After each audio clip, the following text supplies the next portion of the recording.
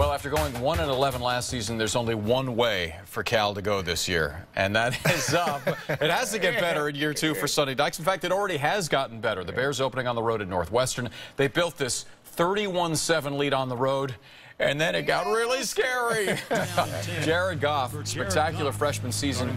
If you look at the stats, but he really got blasted, knocked around. Sonny Dykes trying to keep defenses off balance. Two-headed quarterback, opening drive freshman Luke Rubenzer with an 11-yard gain. Now, Rubenzer was in on 5 plays in the first series, ran all 5 times. First down yardage here on 3rd and 4. Now Goff would re-enter. It was 4th and goal. Fakes a handoff. Speed kills Bryce Treggs. 1-yard touchdown. Cal opens an 18-play, 79-yard drive. Great start for the Bears, 7-0. That much maligned Cal defense from a year ago gave up 46 points per game. This year stuffing the Wildcats on 4th and 1, and Cal takes over. On 3rd and 12 for Goff and company. Flush from the pocket, only a 3-man rush. So he's got a blocker in front, has time directing traffic. Steps up and flings it down the field to Darius Powell. Boom, boom, pow. Wow, 40-yard gain. All right, Dykes continue to run Rubenzer. Cal marches down the field once again. Goff completes the drive with a touchdown pass. Over the middle to Kenny Lawler, 7 yards, 14-0 lead. Bears offense firing on all cylinders. Goff 11 of 13, 107 yards. 2 TDs in the first quarter. After a 20-yard James Langford field goal made it 17-0. Early in the second, Griffin Piot over from the safety position to pick Trevor Simeon on 3rd and 11. Moraga proud. Piot, a sophomore who played his high school ball at Camp Alindo. So Cal, that was a nice diving catch. Trying to turn the turnover into points. It's Rubenzer on 3rd and 10 instead of Goff here. And he's intercepted by Ibrahim Campbell. That was just ill-advised. This is the downside of a two-headed quarterback. Exactly. Especially one who ran his first 5 times. All right, Northwestern takes advantage. 3rd and 4. Simeon over the middle to Cameron Dickerson. Whoa. He's gone. 54 yards for the touchdown, and they have a 17-7 game. Cal steals the momentum back, though, just moments later.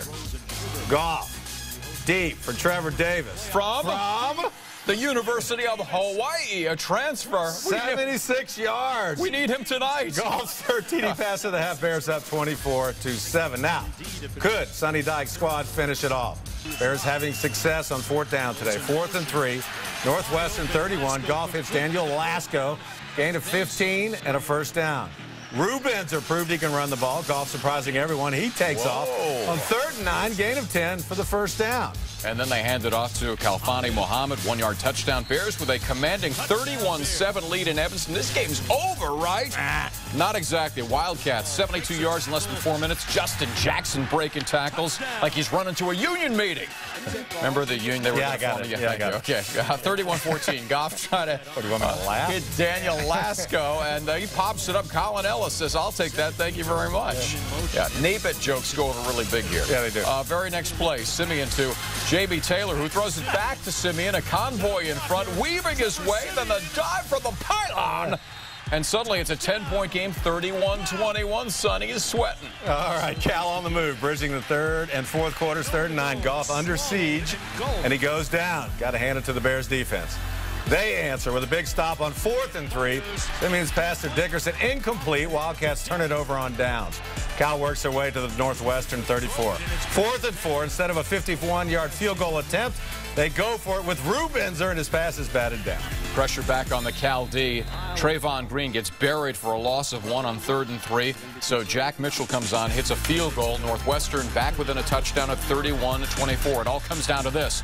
Wildcats at the Cal 38, under 2 minutes to go. Passing down the field, and that is juggled and bobbled and intercepted by Jalen Jefferson, tipped by Michael Barton, and that seals the deal. That Cal defense gave up almost 500 yards of total offense a game last year, came up with enough big plays down the stretch for Sonny Dykes as the Bears hold on to win their opener on the road.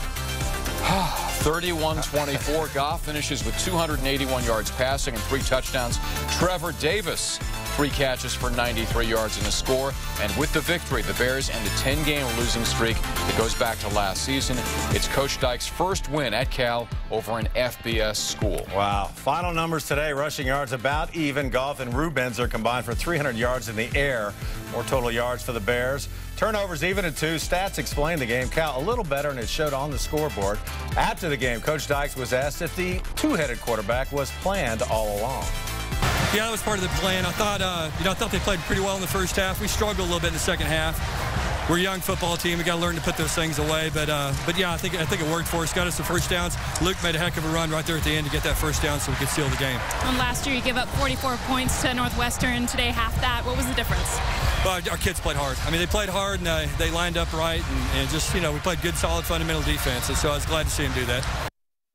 It is nice because if they would have lost this game, oh my goodness, it just would have been crushing. Those kids have been through so much after going 1-11 a year ago. But let's talk about Dykes' decision to go with a two-headed quarterback monster. It was very creative, okay? You can do this against Northwestern, but from now on, everybody knows when Rubens in the game, he's running. No question. Because he's clearly not close to being as adept a passer as Goff is. He's a freshman. Goff played as a freshman last year, and I think Sonny was just trying to surprise everybody with this, including us.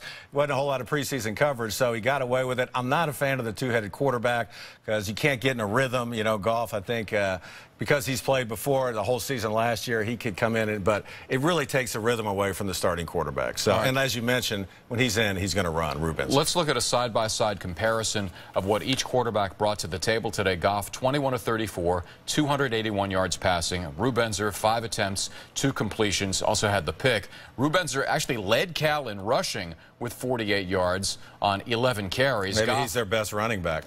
Well, that's problematic going forward. That's really the case. Goff, negative yardage on 4 carries, but that was due to the sack. So let's go back to the opening drive here when it was musical chairs with the quarterbacks. And again, some of this you're trying to catch Northwestern off guard, but after an initial first down, Goff gives way to Rubenzer, and he keeps for 11 yards up the middle for a first down. Then he leaves, and it's Goff back in and hits Darius Powell for a gain of 8.